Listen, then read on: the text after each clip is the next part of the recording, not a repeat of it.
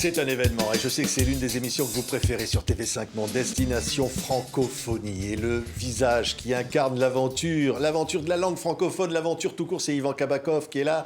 Et Ivan, il y a une grande annonce à faire pour tous nos amis qui nous écoutent aux quatre coins du monde sur TV5 Monde. Cette grande famille francophone va pouvoir vous retrouver pour un événement très particulier.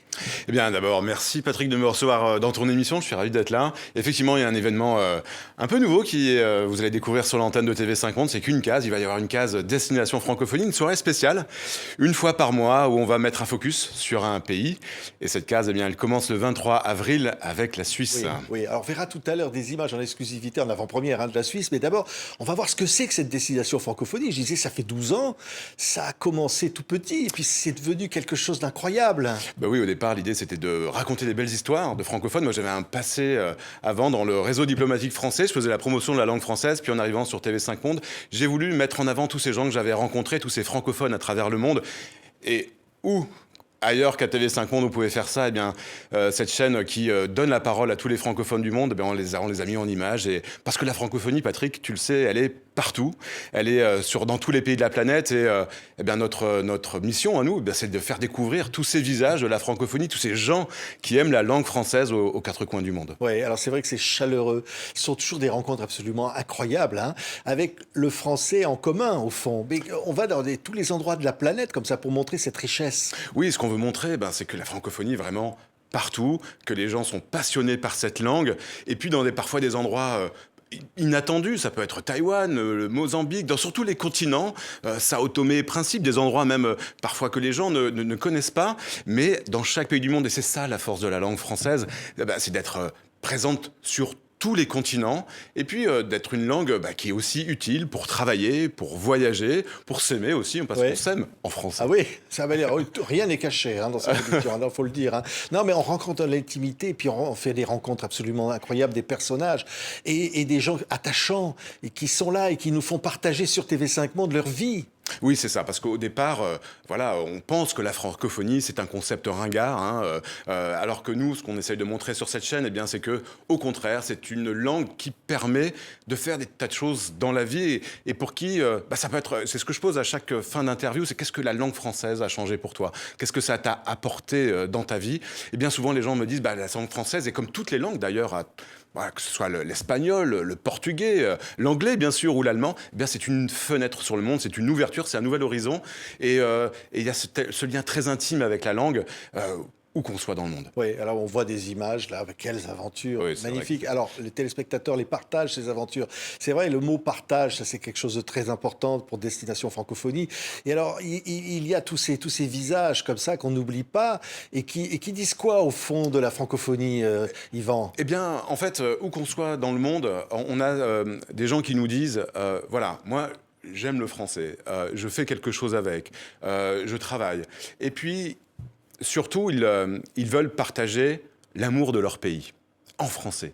Souvent, en voyage, on se dit, on va utiliser l'anglais pour voyager, c'est quand même beaucoup plus simple. Nous, ce qu'on veut montrer à travers ce magazine de voyage, c'est qu'on peut aller à la rencontre de l'autre, que partout dans le monde, il y a des francophones, et que finalement, on peut échanger dans notre langue, qui est celle du français. Et ce sont, pour moi, des ambassadeurs de leur pays. Et souvent, il y a peu de magazines comme ça, on met en avant des paysages, on met en avant, c'est parfois un peu le guide du routard. Nous, ce qu'on veut montrer, c'est ces visages de ces pays, de la francophonie, et qu'on peut communiquer dans notre langue. Oui, on voit des images magnifiques. Ah, mais alors, c'est vrai, alors moi j'aime bien cette idée d'un peu baroudeur, parce que quand même, Yvan, on va se tutoyer parce qu'on se connaît bien. Tu arrives avec... vous êtes deux, quoi. Il y a un caméraman, Fabrice Acou, que j'adore, ou d'autres. Et Julien Lagrange, j'en ai deux qui alternent les jours, parce qu'on part 10 jours par mois sur les routes, et c'est parfois un petit peu fatigant. Vous vous retrouvez à d'autres dromadaires, ou alors dans un canoë sur un fleuve. C'est ça, Patrick. L'idée, c'est vraiment d'arriver d'avoir que tout est dans un sac à dos, la caméra, le drone. Alors on a des séquences à vélo, on a des séquences effectivement comme tu dis sur les bateaux, on a des séquences à cheval. Et l'idée c'est ça, c'est de faire partir un peu nos téléspectateurs à l'aventure francophone, de traverser tous ces pays. Et puis effectivement, j'ai la chance d'avoir avec moi ces deux caméramans.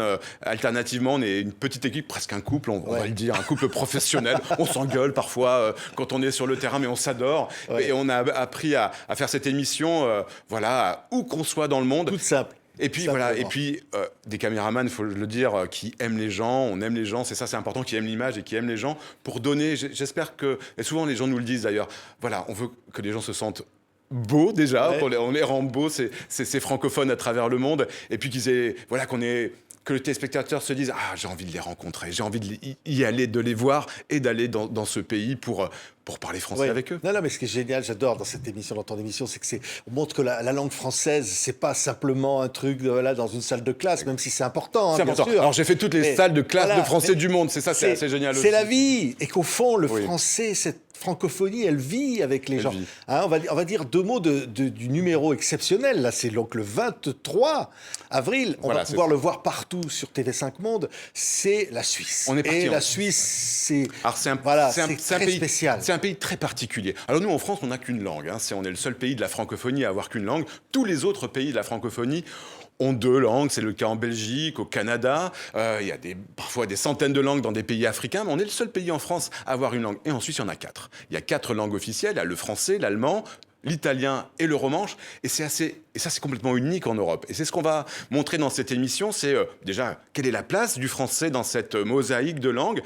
Il faut savoir que le français, c'est pas facile parce qu'il y a une barrière linguistique entre la Suisse alémanique et la Suisse romande. Et puis l'anglais, le français, l'allemand est dominant. L'anglais est de plus en plus présent. Quelle est la place du français dans cette mosaïque de langues ? Et on va traverser toute la Suisse. Hein, j'y étais la semaine dernière. On va traverser toute la Suisse pour montrer toutes ces initiatives qui font en sorte que, il y a une diversité linguistique soit préservée, que le français vive. Alors que voilà, pendant 52 minutes, on propose un voyage dans toute la Suisse et de sa diversité linguistique qui est assez unique. C'est merveilleux. Alors, c'est donc le 23 avril. Et alors, c'est une soirée spéciale et on va retrouver tous les mois, en plus des destinations francophoniques qu'on retrouve sur les antennes, aux horaires habituels que vous connaissez très bien et que vous aimez, on va retrouver tous les mois un rendez-vous exceptionnel. Alors, à la fois un destination francophonie et puis un documentaire. C'est ça. Donc, c'est une grande soirée sur la francophonie sur TV5 Monde. Oui, l'idée, c'est que tous les mois, on donne un rendez-vous à nos téléspectateurs, un rendez-vous pour découvrir un pays et sa francophonie sur la planète. Et donc, j'aurai le plaisir à la fois de présenter l'émission Destination Francophonie, puis un documentaire en plus pour donner un nouvel éclairage un autre éclairage sur le pays sur lequel on va parler pendant cette case. Et il faut dire, Kim Younes, qui est la nouvelle présidente de TV5 Monde, elle souhaitait mettre en avant comme ça cette diversité de la francophonie. Il faut saluer tous ceux qui te soutiennent depuis le début, tous les instituts, tous ceux qui sont derrière. Et je te remercie de me tendre cette perche, Patrick, parce que c'est important. En fait, ce qu'il faut savoir, c'est que la francophonie, c'est une galaxie d'institutions, d'associations, de personnalités qui se battent pour maintenir cette francophonie. La langue française, Patrick, elle est fragile. Je ne veux pas parler de déclin, mais c'est une situation où, dans un monde unilingue, de plus en plus unilingue, il faut se battre pour le multilinguisme. Et toutes ces personnalités, toutes ces associations, ces institutions, les Alliances françaises, les instituts français, mais aussi l'Agence universitaire de la francophonie, enfin, la famille francophone, on est là, et bien sûr TV5 Monde en fait partie, pour maintenir, pour garder, pour promouvoir cette langue française et cette francophonie. On va garder le suspense pour les autres destinations qui vont venir après. Vous allez retrouver tous les mois Ivan Kabakov, bien sûr, que vous adorez, en plus des émissions Destination Francophonie, un nouveau rendez-vous, événement tous les mois à la destination bientôt de la Suisse, le 23 avril. Ne manquez pas sur TV5 Monde. Bon voyage, Ivan. Merci, repartez, Patrick. ramenez-nous des images. Avec plaisir. L'aventure francophone continue sur TV5 Merci, Monde. Ivan.